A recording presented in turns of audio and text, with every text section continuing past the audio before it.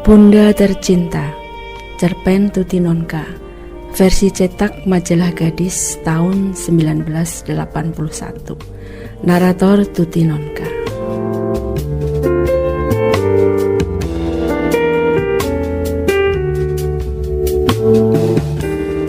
Tempurung lututku serasa lepas ketika aku turun dari bis. Sejak naik dari lapangan Banteng sampai turun di kebun singkong Klender, tak sejenak pun aku kebagian tempat duduk. Di Jatinegara turun seorang penumpang yang duduk dekat tempatku menggelantung. Tapi belum lagi aku sempat bergerak, seorang pemuda perlente sudah menyerobot tempat itu. Ya, terlalu. Tapi sudahlah. Etika rupanya sudah usang di kota metropolitan ini. Tak ada gunanya lah menggerutu. Mungkin ini yang dimaksud orang dengan bersamakan hak. Dan sopir memperlakukan rem semau dia sendiri. Aku harus berpegangan erat-erat pada palang besi di atas kepala agar tidak tumbang ke sana kemari.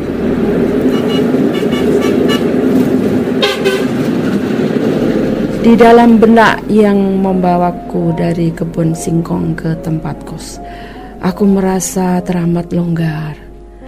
Segenap permukaan kulitku menghirup oksigen sepuas-puasnya dari angin yang berhembus semilir. Lega rasanya terlepas dari keruwitan kota besar dan sedang menuju rumah peristirahatanku yang aman dan terlindung. Namun aku merasa gelisah, merasa tak tenang dan ada yang terganggu. Oleh apa aku sendiri tak tahu. Dan sebab yang tak ku kenali dengan pasti itu lebih-lebih lagi membuatku cemas. Becak terasa lambat mencapai depan rumah. Dan jantungku serasa melompat ketika Tante Riz, ibu kosku, mengulurkan sepucuk amplop panjang berwarna biru muda kepadaku. "Baru datang pukul 2 tadi," kata Tante penuh rasa ingin tahu.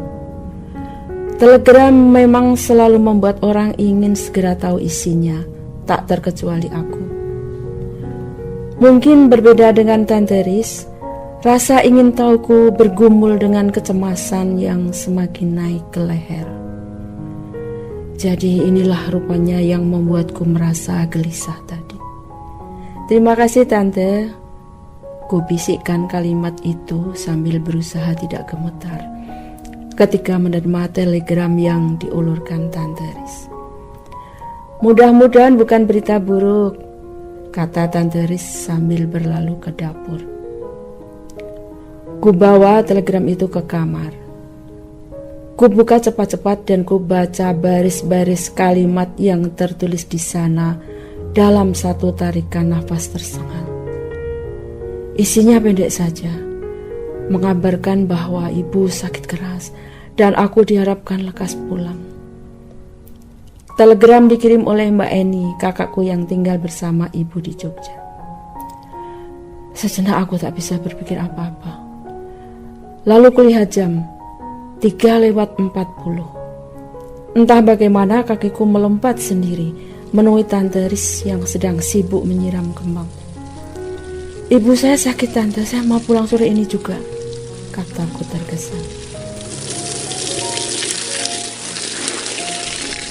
Tante Riz memandangku dengan kaget dan menutup selang air. Sekejap kemudian ekspresi kaget itu berubah menjadi duka cita, lalu memancarkan harapan yang menenteramkan hati. Tante Riz memang orang baik. "Mudah-mudahan sakitnya tidak payah ya. Kebetulan sore ini Nang mau ke Senayan. Nanti ku suruh antar kau dulu ke Gambir. Pakai kereta kan?" "Ya Tante, kalau tidak kehabisan tiket." Tak sempat lagi aku memilih pakaian yang akan kubawa. Kutarik saja beberapa helai yang ada di tumpukan teratas, menyusul sejumlah uang simpanan dari laci terdalam. Lalu kotak kosmetik. Mandi tak lagi perlu, cukup mengusap tubuh dengan golonya dan menukar baju dengan celana panjang. Makan pun tak terpikir lagi. Dan semua ketergesaan itu sudah menghabiskan waktu 30 menit. Ketika mobil yang dikemudikan Nang, adik Tante Riz, meluncur ke jalan, jam sudah menunjukkan pukul 4:10.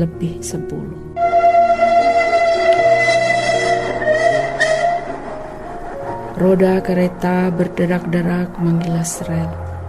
Goncangannya yang ritmis membuat seisi gerbong terangguk-angguk. Sesekali gesekan roda dan rel menimbulkan desis tajam yang mengorek gendang telinga, disusul gemuruh bising ketika melintasi jembatan besi. Kursi di sebelahku kosong. Untung benar, berarti aku bisa tidur dengan nyaman. Beberapa saat setelah kereta bergerak, sepasang remaja yang duduk di depanku permisi untuk membalikkan sandaran tempat duduk. Aku mempersilahkan dengan gembira, sebab aku pun tak suka tidur beradu muka dengan orang lain. Sesudah menyelesaikan makan yang kupesan pada pegawai restorasi, aku tak punya kesibukan lagi. Aku sendirian di kursiku, seakan terlempar ke sebuah pulau asing, dan angan-anganku sepenuhnya melayang kepada ibu. Di sana, di layar ingatanku, muncul seraut wajah keriput, kurus, namun memancarkan kekerasan dan ketabahan hati. Sifat ibu memang keras, begitu juga sikap yang ditampilkannya. Ibu tak terlalu menganggap penting etika dan perkataan-perkataan lembut. Apa yang ada di hati dilontarkan begitu saja secara langsung dan lugas. Dan itu seringkali melukai hati kami, anak-anaknya. Bapak telah mendahului kami 17 tahun yang lalu, ketika aku baru saja berumur 5 tahun. Tak banyak yang kuingat tentang kehidupan bapak dan ibu selama masa kebersamaan mereka. Tetapi kurasa bapak pun tak jarang merasa sedih oleh ketajaman kata-kata ibu. Hanya saja bapak memang pendiam dan lebih suka mengalah, sehingga pertengkaran selalu dapat dihindarkan. Bapak mengajar di sebuah SMA pada pagi hari dan kuliah di sore hari. Siang hari sekitar jam 2, bapak pulang untuk makan dan salat.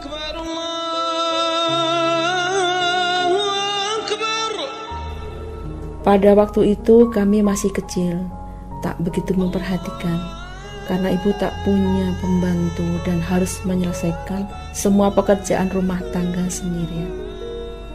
Kami, 5 orang gadis kecil, belum bisa mencuci rambut sendiri, apalagi waktu itu belum banyak orang menjual sampo. Akibatnya kepala kami banyak didiami kutu rambut. Pada masa itu memang biasa anak-anak kecil mempunyai kutu rambut. Begitulah setiap siang kami duduk berderet mencari kutu di kepala saudara yang lain, termasuk ibu yang paling rajin mencari kutu di kepala kami. Dan pada waktu bapak pulang, tak seorang pun dari kami ingat untuk menyambutnya, bahkan hanya sekedar menoleh dan menyapa. Bagaimana kami akan mengerti apa yang seharusnya dilakukan kalau ibu sendiri diam? Lalu bapak dengan berdiam diri melepaskan sepatunya, mengganti pakaian dengan kaos dan sarung, mencuci muka, dan salat duhur.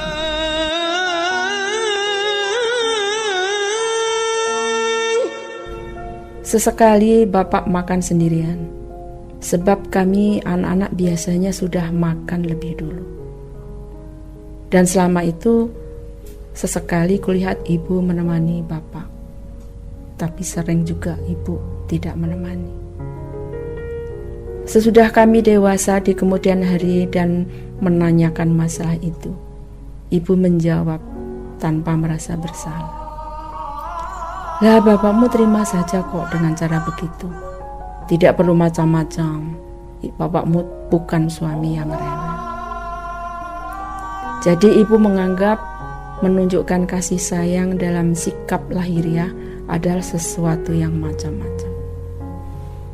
Barangkali aneh, tetapi memang begitulah adanya. Jangankan dipeluk atau dicium, disentuh dengan lembut pun aku jarang sekali. Jika waktu masih kecil aku sering digendong, karena memang begitulah cara membawa bayi yang lain. Seolah-olah ibu gengsi memperlihatkan rasa cinta kepada anak-anaknya. Atau memang rasa cinta itu tidak ada, aku tak tahu. Mungkin juga ibu mengira kami akan jadi manja bila disayang. Ibu mendidik kami dengan disiplin yang keras. Yang ada hanyalah larangan, keharusan, dan celaan. Kalau kami berbuat salah, ibu dengan tajam langsung mencela. Tetapi kalau kami melakukan sesuatu yang baik, ibu seakan tidak melihat.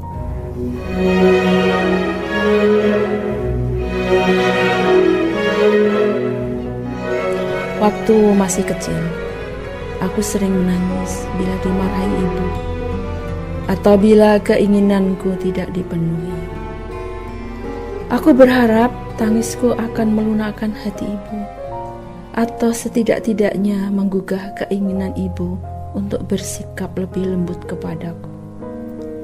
Aku ingin sekali ibu mencabut kata-kata kemarahannya yang begitu melukai hatiku, atau menghibur kekecewaanku oleh keinginan yang tak terpenuhi. Tapi ibu tetap tak berubah. Sampai akhirnya aku lelah menangis dan diam sendiri. Kadang-kadang, sehabis menangis aku bersembunyi di lemari kecil yang terdapat di bagian bawah meja tulis Bapak, dengan harapan ibu akan mencari aku kalau lama aku tak terlihat. Tapi sampai lama sekali, bahkan sampai aku tertidur di dalam lemari itu, tak ada seorang pun yang mencoba menyariku.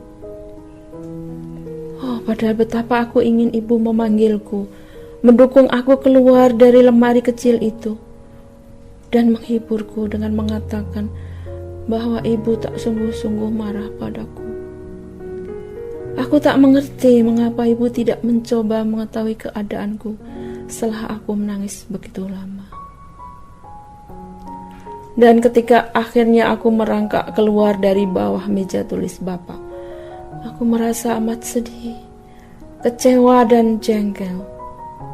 Lalu akan kujumpai ibu sedang tekun membaca koran di kamar tamu, tidak menoleh dan tidak pula bertanya apa-apa ketika aku lewat di depan.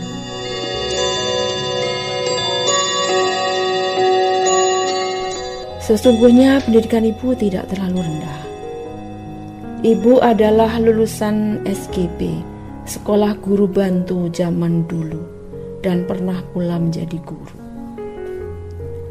Tapi ibu sukar menerima sesuatu yang baru, sukar menerima hal-hal yang berbeda dengan yang biasa dilakukan. Ibu selalu menganggap apa yang datang kemudian lebih buruk daripada apa yang sudah ada sejak dulu.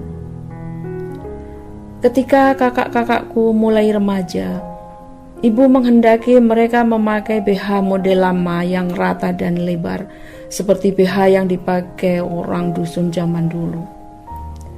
Tentu saja kakak-kakakku menolak.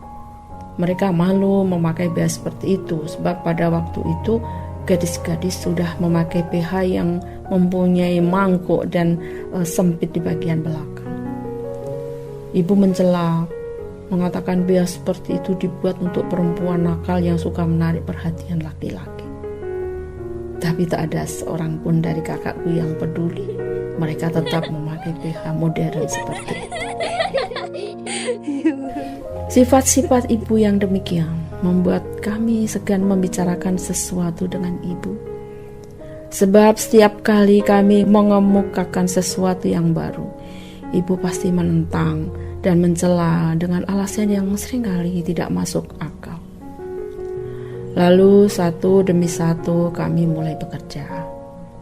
Kami punya uang sendiri, dan tentu wajar kalau sekali-sekali ingin membeli barang atau membelikan sesuatu untuk ibu.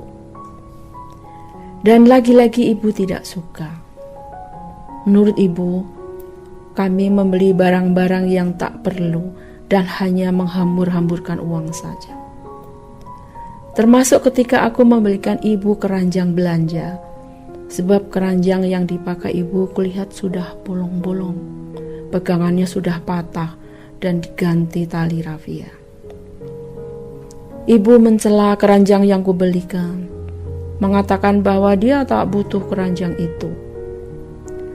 Karena amat jengkel, perhatianku bukannya dihargai malah dicela. Ku banting keranjang itu di depan ibu. Ku tinggalkan menggeletak di kamar makan.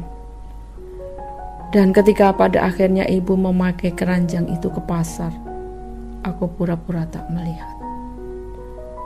Lalu aku pindah ke Jakarta, menjadi sekretaris sebuah perusahaan swasta dengan bekal ijazah akademis sekretaris.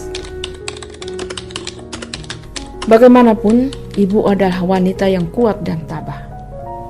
Waktu bapak meninggal, kakakku yang sulung baru kelas 2 SMA. Aku, anak bungsu, berumur 5 tahun.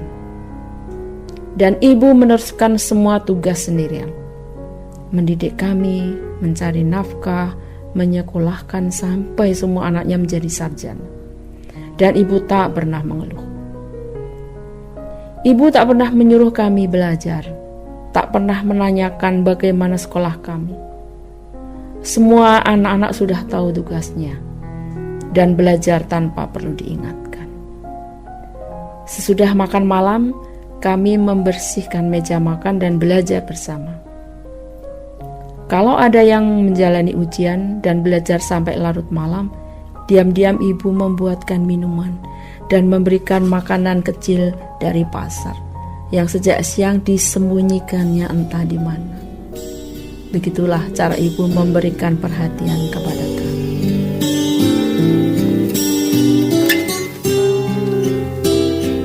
Dua bulan yang lalu ketika aku pulang, ibu kelihatan sudah tua dan letih. Badannya semakin kurus dan tak begitu kuat lagi. Sesudah anak-anak beranjak dewasa dan berani melancarkan kritik-kritik, ibu mulai berubah. Tak terlalu otoriter lagi dan mau menerima pendapat kami, walau kadang-kadang masih harus dengan dibujuk. Ibu sudah tua dan tak ada gunanya lagi mencoba mengubah sifat-sifatnya. Karakter ibu terbentuk oleh didikan nenek yang memang demikian caranya. Mbak Eni mengatakan ibu sakit keras.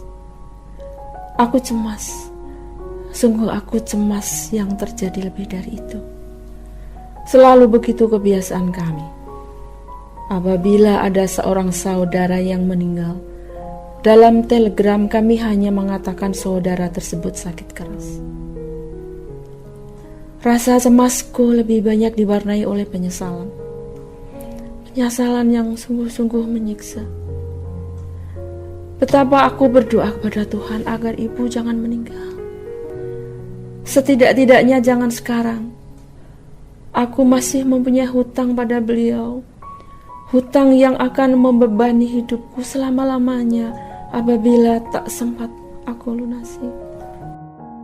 2 bulan yang lalu ketika aku pulang, ibu mengatakan ingin meminjam uang dariku untuk mengganti gigi palsunya yang pecah. 50.000 tak terlalu banyak sebetulnya. Tapi pada waktu itu aku betul-betul ingin membeli lemari pakaian yang sudah lama ku idamkan. Dan 50.000 itu kubutuhkan. Gigi palsu ibu kulupakan. Keterlaluan memang, sungguh keterlaluan. Dan itulah yang sekarang membuatku ditindih rasa penyesalan yang berat. Aku tertidur selama beberapa saat. Ketika aku buka mataku, kereta sedang berhenti di stasiun Kroya.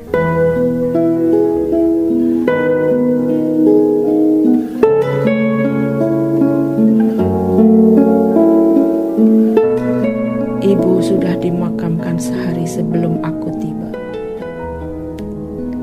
telegram terlambat sampai ke Jakarta. Jadi ketika aku menerima telegram dari Tante Riz, ketika itulah ibu diberangkatkan ke peristirahatannya yang abadi. Aku terduduk di kamar tengah yang terasa begitu lengang seusai upacara pemakaman sehari sebelumnya. Beberapa perabot belum dikembalikan ke tempatnya semula. Di sudut, tumpukan tikar tinggi menggunung.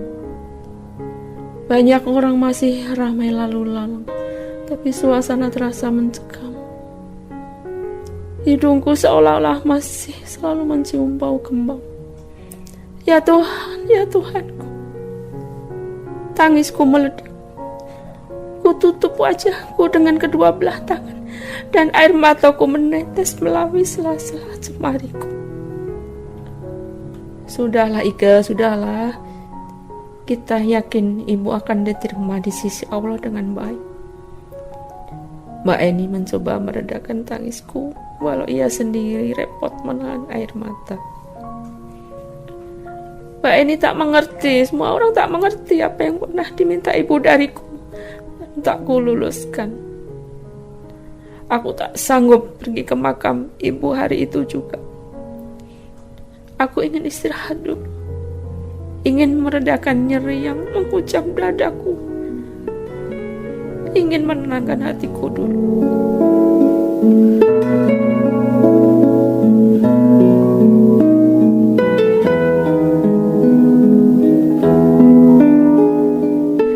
Dua kakakku yang lain, Mbak Tri dan Mbak Lis, tak dapat tinggal lama sebab cuti mereka yang 3 hari sudah habis. Suami mereka harus kembali bekerja, anak-anak harus kembali sekolah, dan kedua kakakku harus mengurus keluarga mereka. Jadi tinggallah aku dengan Mbak Sari dan Mbak Eni yang memang menempati rumah kami. Pada hari terakhir sebelum kembali ke Jakarta, aku pergi ke makam ibu dengan Mbak Sari. Lama kami menekur di depan nisan yang masih baru itu, merenung dan berdoa. Dan ketika akhirnya kami melangkah lambat-lambat meninggalkan makam ibu, aku tak dapat lagi menahan beban hatiku sendirian. Aku merasa amat berdosa kepada ibu, kataku memulai. Kenapa? Mbak Sari menoleh memandangku. Ku tarik nafasku dalam-dalam. 2 bulan yang lalu aku pulang. Ibu mengatakan gigi palsunya pecah dan ingin meminjam uang dariku. Tapi waktu itu aku amat ingin membeli lemari pakaian yang belum kupunya. Dan aku membutuhkan uang. Mbak Sari tidak menjawab. Sekarang lemari pakaian itu gak ada lagi artinya bagiku selain penyesalan. Sambungku dengan getir. Lalu Mbak Sari berdiam diri. Kupikir dia tidak terkesan pada ceritaku atau malahan sama sekali tidak mendengar. Sudahlah.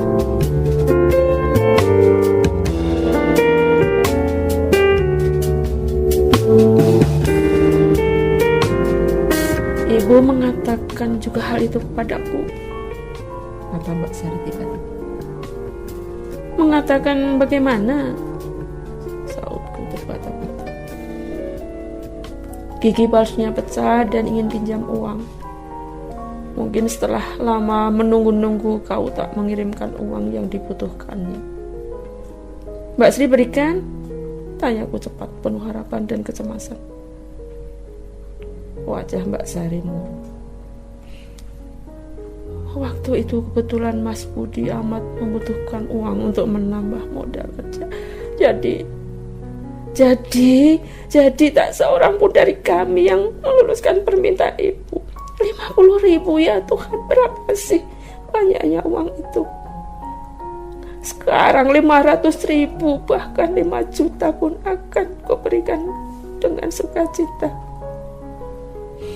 Tapi tak ada gunanya sekarang, sebab Ibu membutuhkannya kemarin.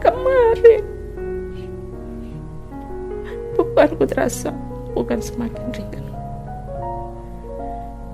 Ibu, Bundaku tercinta, betapa banyak Kau berikan pada kami dan betapa sedikit kami berikan kepadamu.